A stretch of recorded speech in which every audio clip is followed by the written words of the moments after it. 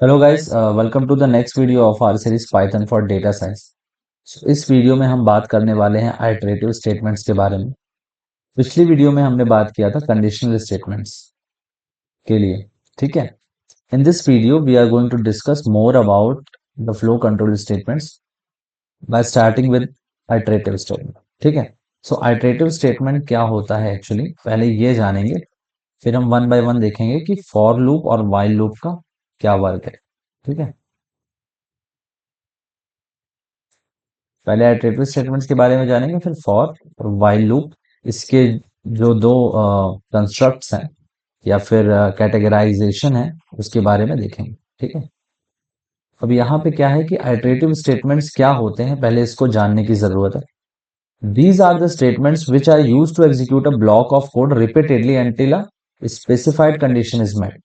मतलब एक block of code है, अगर आपके पास एक कोड है जिसको आपको एन नंबर ऑफ टाइम्स या फिर बार बार रन करना है आइटरेशन में, मतलब लगातार उसको n number of times run करते रहना है जब तक कोई एक पर्टिकुलर कंडीशन मेट नहीं हो जाती। मतलब आप एक कंडीशन डिफाइन करेंगे कि इस स्टेटमेंट को या फिर इस सेट ऑफ स्टेटमेंट्स को तब तक रन कराओ जब तक एक कंडीशन पूरी नहीं हो जाती। इस कंडीशन में क्या होता है कि आपको आइटरेटिव स्टेटमेंट्स का यूज करना पड़ता है। आप चाहे तो उसको एन नंबर ऑफ टाइम्स लिख भी सकते हैं अलग अलग, बट वो क्या होगा कि अननेसेसरली आपका कोड रिपीटिशन में बढ़ जाएगा, या फिर कह सकते हैं उसको डुप्लीकेट हो जाएगा। वो डुप्लीकेट कोड में आ जाएगा कि आप एक ही कोड को बार बार लिख रहे हैं। ठीक है। तो इसको ऑटोमेट करने के लिए आपके नंबर ऑफ आपका जो कोड है उसको एफिशिएंट बनाने के लिए आप आइटरेटिव स्टेटमेंट्स का यूज करते हैं, जिसमें एक ब्लॉक ऑफ कोड को आपको अगर n number of time run करना है तो आप सिंपली एक लूपिंग स्टेटमेंट्स के थ्रू आप उसको इनसाइड अ लूप डाल सकते हैं, जो कि किसी एक कंडीशन के थ्रू रन करेगा और तब तक रन कराएगा जब तक वो कंडीशन पूरी नहीं हो जाती। आई थिंक आपको ये समझ में आ गया। So Python provides two main looping constructs. पहला क्या है आपका for loop, second is while loop. अब यहाँ पे जो फॉर लूप है, used when the number of iteration is known, मतलब आपको number of iteration, number of times required to run the block of code. ठीक है। ये क्या है, ये आपका नोन है, मतलब आपको ये पहले से नोन है, पता है आपको पहले से कि how many number of times you have to run a particular block of code. If you know that thing then you will use for loop. अगर आपको उसके बारे में कोई आइडिया नहीं है कि आपको कब तक वो स्टेटमेंट को रन कराना है, then you will go for while loop. अब इसको अगर हमें कंडीशन नहीं पता है कब तक रन कराना है तो कैसे व्हाइल लूप को डिफाइन करेंगे। We are going to give a particular condition जो कि हमको मेट करानी है, जो कि हमको पूरी करनी है। आप डायरेक्टली वो कंडीशन डिफाइन कर देंगे without knowing how many times you have to run the block of code. आपको नंबर ऑफ टाइम्स के बारे में तो आइडिया नहीं है, नंबर ऑफ आइटरेशंस के बारे में आइडिया नहीं है, but what you know the condition. ठीक है। या फिर कह सकते हैं स्टॉपिंग कंडीशन, जहां पे आपको रुकना है, आपको वो कंडीशन पता है। जहां पे आपको अपने लूप को, अपने आइटरेशन को स्टॉप करना है, आपको वो कंडीशन पता है। तो आप तब तक रन कराएंगे जब तक वो कंडीशन नहीं आ जाती है। जैसे ही वो कंडीशन आएगी तो व्हाइल लूप क्या होगा, स्टॉप हो जाएगा। बट फॉर लूप में क्या है, आपको कितने नंबर ऑफ टाइम्स रन कराना है इसके बारे में आइडिया है, तो आप क्या कर सकते हैं, उस पूरी कंडीशन को डिफाइन कर सकते हैं, उस पूरी स्टेटमेंट्स को डिफाइन कर सकते हैं। अब जैसे कि फॉर लूप के बारे में मैंने बात करी, तो for loop is use to iterate over a sequence, मतलब एक sequence of number, sequence of variables या फिर स्ट्रिंग, टपल्स, इसके ऊपर आइटरेट करता है, मतलब एक सीक्वेंस के ऊपर आइटरेट करता है, इसको फॉर लूप बोलते हैं। ठीक है। जैसे कि यहाँ पे मैंने इसका सिंटेक्स भी दे रखा है।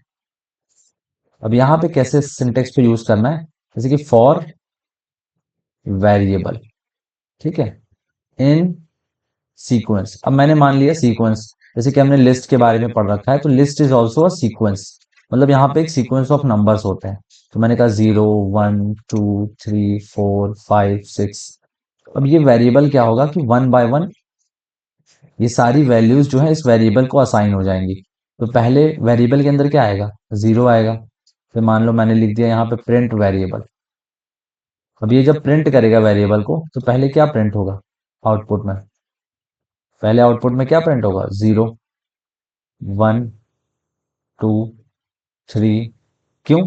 क्योंकि ये जो फॉर लूप है ये क्या करेगा, इस पर्टिकुलर वेरिएबल को ये वैल्यूज 1 बाय 1 असाइन करेगा।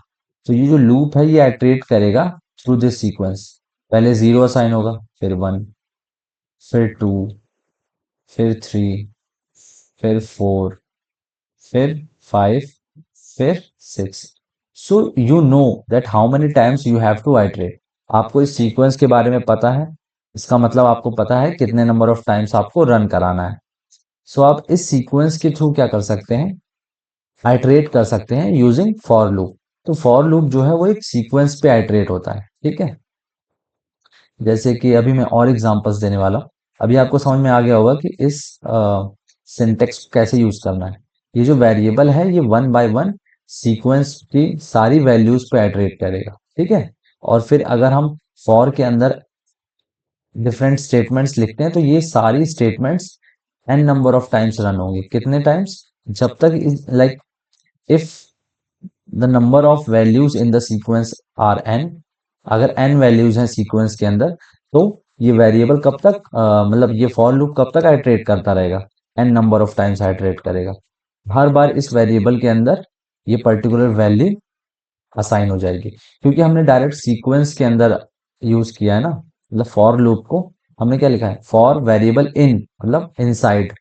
तो इन द सीक्वेंस एक वेरिएबल को हमने लिया है और उसको 1 बाय 1 सारी वैल्यूज असाइन करनी, ठीक है। अब उसके बाद क्या करना है हमें, वाइल लूप। वाइल लूप के अंदर अगर हम आते हैं तो while loop repeatedly execute a block of code as long as condition remains true. अब यहाँ पे जब भी वाइल लूप की बात आती है तो हमने क्या बोला था कि you don't know how many times you have to iterate. तो आप क्या करेंगे, इसके अंदर कंडीशन डिफाइन करेंगे। जैसे कि यहाँ पे हमने इसका सिंटेक्स भी दिया हुआ है, while a particular condition is true. जैसे मैंने कहा ट्रू, ट्रू लिख देते हैं अगर हम, तो हमने क्या लिखा, प्रिंट हेलो। तो ये हमेशा ट्रू, यहाँ पे क्या है, कंडीशन क्या है, ट्रू है। तो ये कभी फॉल्स नहीं होने वाला है। तो ये वाइल लूप कभी भी स्टॉप नहीं होगा, ये इनफाइनाइटली रन करेगा, इनफाइनाइटली, ठीक है। ये इनफाइनाइटली रन करता रहेगा। तो ये वाइल लूप के अंदर जो है हम कंडीशन को डिफाइन करते हैं, अगर वो कंडीशन कभी फॉल्स नहीं होती है तो वो वाइल लूप हमेशा ही रन करेगा, मतलब इनफाइनाइटली। तो इसमें ये एक डिसएडवांटेज है कि आपको ये कंडीशन ध्यान से रखनी पड़ती है। फॉर लूप के बारे में हम डिटेल में बात करते हैं। फॉर लूप, अगर आपको लेट सपोज एग्जांपल के थ्रू बात करते हैं, आपको 1 से लेके n तक नंबर्स को प्रिंट करना है। तो आप क्या करेंगे, ऐसे तो लिखेंगे नहीं, जो मैं आपको पहले बता रहा था कि प्रिंट 1 फिर प्रिंट 2 ऐसे करके प्रिंट n तक। n मतलब मान लो n की वैल्यू हमने डिफाइन कर दी 100। सो आपको 100 तक अगर वैल्यूज प्रिंट करना है तो आप क्या ऐसे प्रिंट करेंगे, नहीं। आप क्या यूज करेंगे, लूप कॉन्सेप्ट का। इधर ही हमको लूप का एडवांटेज मिलता है। हमने क्या बोला, फॉर आई इन रेंज 1। हमें 1 से कहाँ तक जाना है, 100 तक जाना है। बट हम यहाँ पे क्या लिखेंगे, 101, ठीक। फिर प्रिंट आई। अब ये लूप क्या करेगा, प्रिंट, ये लूप प्रिंट करेगा आपको 1 2 3 100 तक। अभी आप सोच रहे होंगे कि ये 100 तक क्यों प्रिंट कर रहा है, रेंज में तो हमने 101 लिया है, या फिर ये रेंज होता क्या है। अब मैं रेंज के बारे में आपको थोड़ा सा आइडिया देता हूँ, ठीक है। जो हमारा रेंज फंक्शन होता है ये क्या करता है, सीक्वेंस ऑफ नंबर्स को प्रिंट करता है, ठीक है। ये एक ऑब्जेक्ट है जो सीक्वेंस ऑफ नंबर्स को अपने अंदर रखता है। जैसे कि अगर हमने रेंज 10 दे दिया तो इसका मतलब रेंज 10 के अंदर कौन कौन सी वैल्यूज आएंगी, 0 से 9 तक। क्यों, 9 तक क्यों आएंगी वैल्यूज? बिकॉज ये जो 10 है ये हमारा, ये लाइक आप कह सकते हैं अगर हम एक वैल्यू डिफाइन करते हैं तो वो n-1 तक ही वैल्यूज असाइन करता है। ठीक है, जो nth वैल्यू होती है वो सेट के बाहर होता है, वो सेट में नहीं होता है। ठीक है, जब आपने क्लोज सेट ओपन सेट पढ़ा होगा तो हम उसमें जब वैल्यूज देते हैं, मान लो जैसे हमने लिखा 0 से 10, तो ये 0 से 9 तक जाएगा। ये जो 10 है ये एक्सक्लूडेड रहता है। जो वैल्यू हम यहाँ डिफाइन करते हैं वो एक्सक्लूडेड वैल्यू होती है, उससे एक वैल्यू कम तक ही असाइन होता है। तो रेंज में अगर हमने n दिया है तो वो n-1 तक ही असाइन करेगा। जैसे कि अगर हमने रेंज में क्या दिया, बाय डिफॉल्ट जो इनिशियल वैल्यू होती है वो 0 होती है। तो अगर आप डायरेक्ट वैल्यू देते हैं, मान लो 100 दिया, तो ये इनिशियल वैल्यू क्या ले लेगा, 0 to 99। ठीक, अगर हमने रेंज में दे दिया 1 से 100 तो 1 से 99, क्योंकि यहाँ पे n-1 मतलब जो एंडिंग वैल्यू है वो एक्सक्लूडेड हो जाती है। अब हम इसमें स्टेप्स भी डिफाइन कर सकते हैं। तो ये हो गया इनिशियल वैल्यू, ये हो गया एंड वैल्यू। अब हम स्टेप भी दे सकते हैं। तो हमने इनिशियल वैल्यू दिया 1, यहाँ पे फिर दिया एंड वैल्यू 100, और लास्ट वैल्यू क्या दिया, स्टेप वैल्यू 2 दे दिया। तो इसका मतलब क्या होगा, अब ये 2 के गैप में मतलब 2 के स्टेप्स में आएगा। जैसे कि यहाँ पे 1, देन 2 ऐड करेंगे तो 3, 3 में 2 ऐड किया तो 5, 5 7 9। तो ये क्या हो रहा है, 2 2 के स्टेप्स में आ रहा है, मतलब 2 के स्टेप्स में मूव करना है। तो अब आपको रेंज समझ में आ गया होगा। ठीक है, रेंज क्या होता है, चलो एक बार मैं लिख देता हूँ रेंज। ये हो गया इनिशियल वैल्यू, ठीक है, एंड वैल्यू, स्टेप्स। ये होता है आपका रेंज फंक्शन। इसको हम यूज करते हैं बेसिकली फॉर लूप के अंदर, और जब वैल्यूज असाइन करनी होती है तो भी यूज करते हैं। अभी मैं आपको इसका भी एग्जांपल दे दूंगा। ठीक है, पहले हम फॉर लूप के बारे में डिस्कस कर लेते हैं। जैसे कि रेंज आपको समझ में आ गया होगा, रेंज क्या होता है।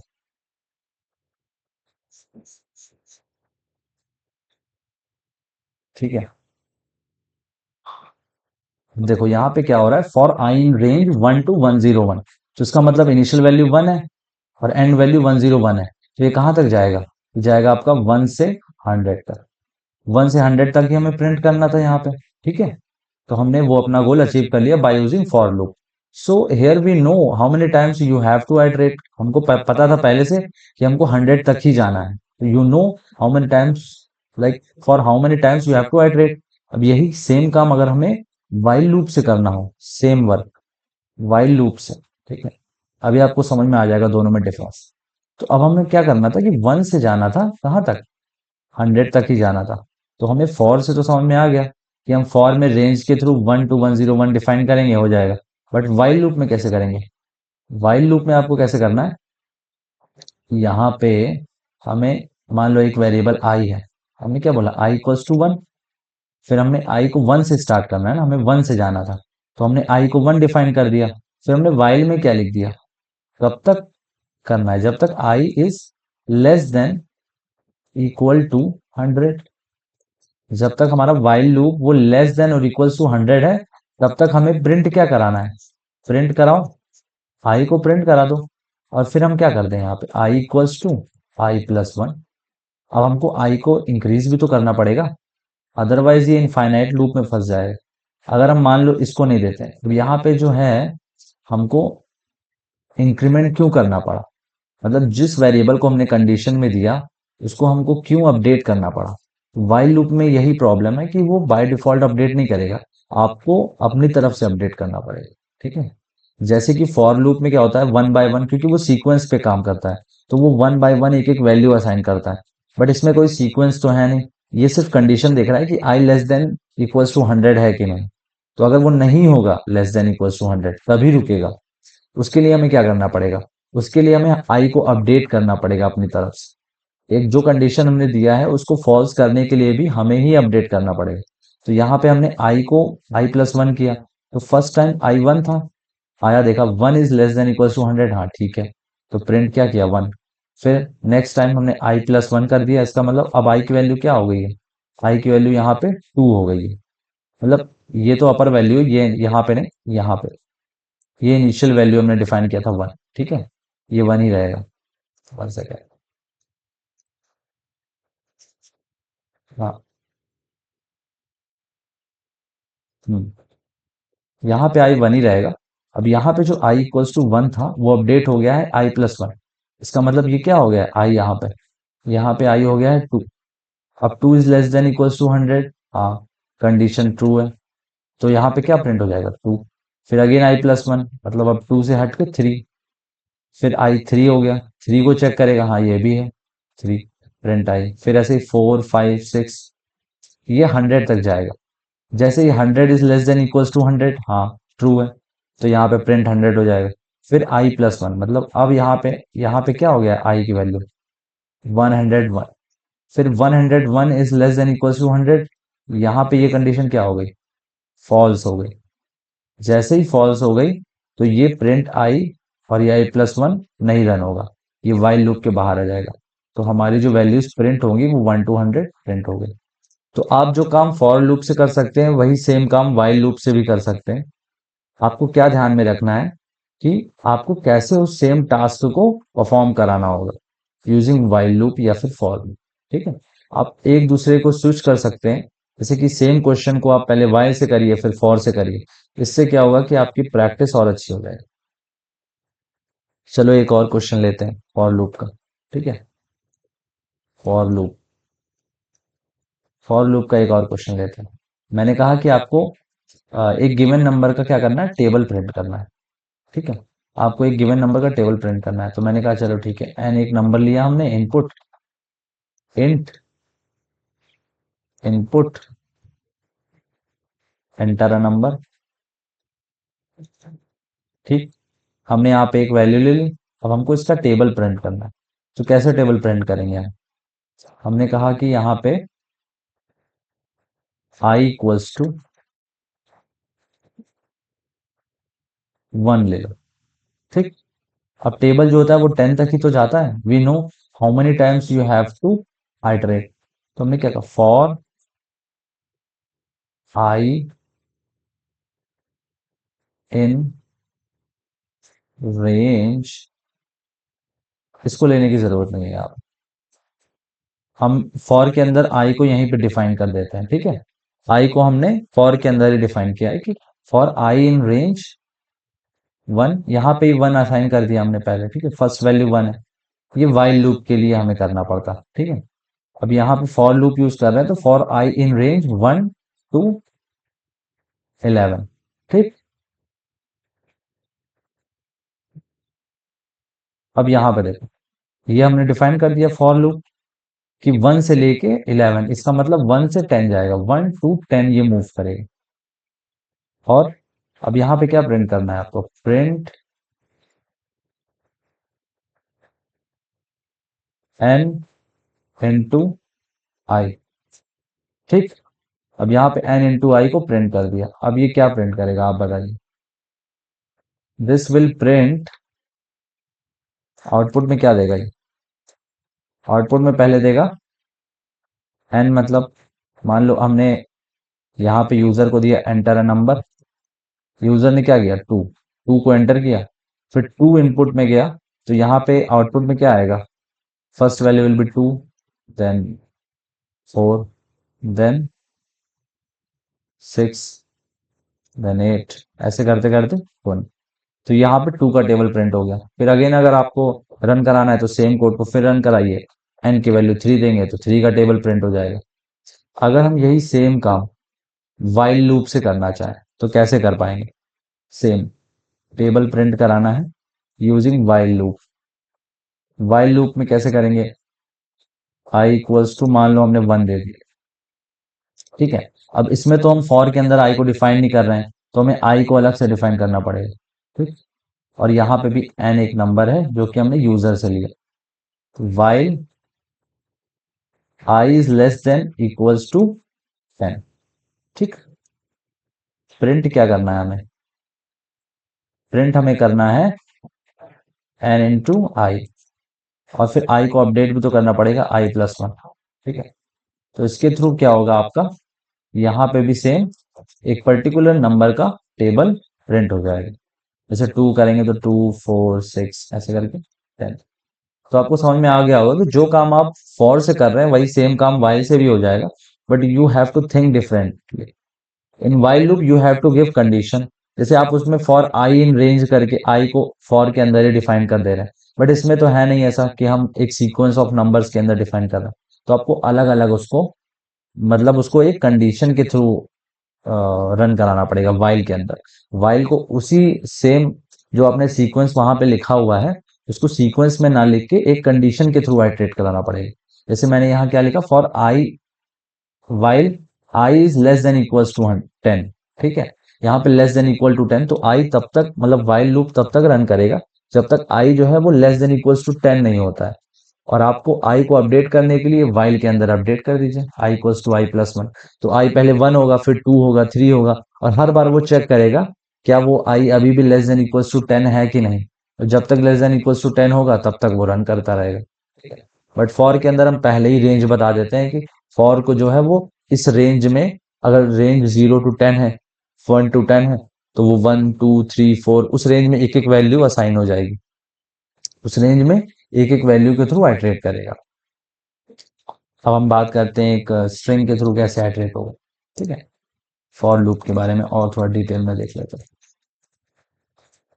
हमने बोला था कि एक ही सीक्वेंस के थ्रू आइटरेट होता है। ठीक है, आइटरेट ओवर अ सीक्वेंस। ठीक है, तो लेट सपोज सीक्वेंस हमारा स्ट्रिंग है। ठीक, तो हम क्या बोलेंगे, मान लो स्ट्रिंग है हेलो, तो फॉर आई इन हेलो। ठीक, प्रिंट आई। ठीक, तो यहाँ क्या प्रिंट होगा, आपका HELLO। ठीक, सेकेंड लिस्ट, तो आप पहले ही देख चुके हैं, तो फॉर आई इन लिस्ट, मान लो एक एल लिस्ट है, 2 3 4 एल, तो प्रिंट आई।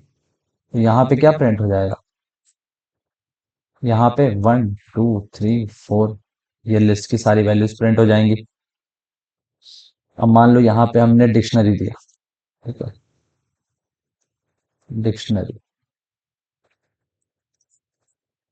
डिक्शनरी दिया, इसमें मान लो 1 एक वैल्यू है, फिर 2, ये कीज है, एक की के करस्पॉन्डिंग एक वैल्यू है, फिर सेकंड की के अकॉर्डिंग एक, लाइक करस्पॉन्डिंग एक वैल्यू है।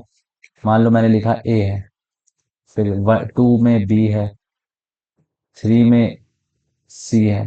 ठीक है, और ये हमारी डिक्शनरी एंड हो गई। डिक्शनरी वाली वीडियो मैंने पहले, मतलब डेटा टाइप्स की वीडियो अपलोड कर रखी है, आप उसको पहले देख लीजिए। So if you have any dictionary तो आप इसके थ्रू भी आइटरेट कर सकते हैं। फॉर आई इन, फिर डिक्शनरी मान लो डी है। ठीक है, for I in D dot keys. ठीक, तो आप इसमें क्या कर सकते हैं, प्रिंट डी आई। अब यहाँ पे क्या होगा कि एक डिक्शनरी के ith वैल्यू को वो प्रिंट कर देगा। ठीक है, एक डिक्शनरी के ith मतलब जो की है, ये कीज के ऊपर हमने आइटरेट किया है। तो जितने भी कीज होंगे यहाँ पे, उसके ऊपर उसको आइटरेशन परफॉर्म किया है हमने, और उस की के करस्पॉन्डिंग जो वैल्यू होगी वो यहाँ पे प्रिंट हो जाएगी। तो ऐसे करके आप डिक्शनरी के ऊपर भी आइटरेट कर सकते हैं। ठीक है, तो फॉर लूप का आप यूज कर सकते हैं डिफरेंट सीक्वेंस के ऊपर आइटरेट करने के लिए। रेंज तो हमने देख लिया, सेम सेट के ऊपर भी आप ऐसे ही कर सकते हैं। टपल, लिस्ट, स्ट्रिंग, आप किसी के ऊपर भी फॉर लूप को यूज करके आइटरेट कर सकते हैं, because it uses sequence to iterate. ठीक है, ये सीक्वेंस को यूज करता है आइटरेट करने के लिए, तो आप सीक्वेंस में किसी को भी दे सकते हैं, list, tuple, string, dictionary, set, range. ठीक है, आप किसी को भी सीक्वेंस में डिफाइन कर सकते हैं। जैसे कि मैं आपको एक एग्जांपल दिखाता हूं। अगर हमने बोला फॉर आई इन एल, ठीक है, L I have defined over here. ठीक है, इसको थोड़ा बड़ा कर देता हूँ। फॉर आई इन एल, ठीक है, print i, sorry I didn't provide the indentation. Okay, indentation देना बहुत जरूरी है, ठीक है, इसलिए एरर आ गया। एक मिनट, इसको पहले क्लियर कर देता हूँ।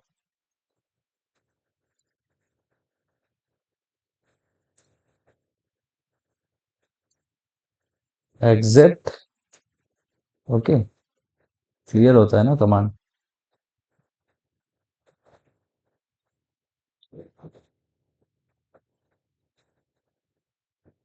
एक और विंडो खोल लेते हैं। अब यहाँ पे देखो, हमने क्या लिखा, पाइथन एंटर करने के लिए। अब हम इंटरप्रेटर में आ गए, ठीक है।